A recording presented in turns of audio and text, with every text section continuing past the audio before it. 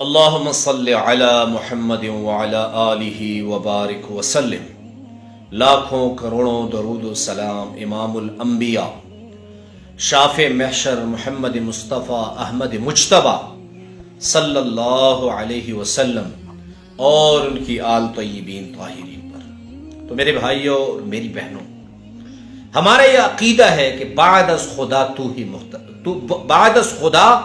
ہی بزرگ قصہ مختصر، کہ اللہ کے بعد آقا نبی کریم صلی اللہ علیہ وسلم کا مقام سب سے اونچا ہے، اور ہمارا یہ عقیدہ ہے کہ آقا نبی کریم صلی اللہ علیہ وسلم کی زبان مبارک سے جو الفاظ نکلے وہ سچے ہیں۔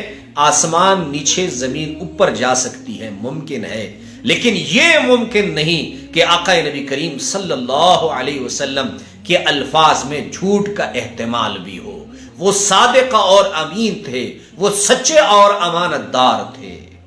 تو آقا نبی کریم صلی اللہ علیہ وسلم کی ایک ایسی حدیث آپ کے سامنے پیش کر رہا ہوں۔ حضرت انس رضی اللہ عنہ احادیث کی شہرۂ آفاق کتاب ابو داؤد شریف میں بیان فرماتے ہیں کہ آقا نبی کریم صلی اللہ علیہ وسلم کے پاس میں تشریف لے گیا۔ ایک شخص مفہوم ایسے ہے، آقا نبی کریم صلی اللہ علیہ وسلم کے ساتھ نماز پڑھ رہا تھا کہ آقا نبی کریم صلی اللہ علیہ وسلم کے قریب نماز پڑھ رہا تھا۔ نماز پڑھنے کے بعد اس نے دعا کی، اور دعا بھی ایسے الفاظ سے کی۔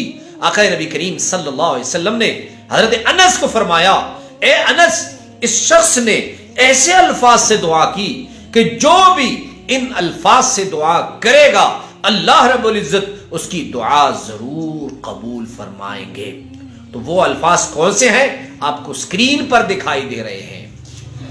ان الفاظ کو آپ سن لیں، توجہ سے سنیں، اور اس کے بعد اس کو پڑھنا شروع کریں۔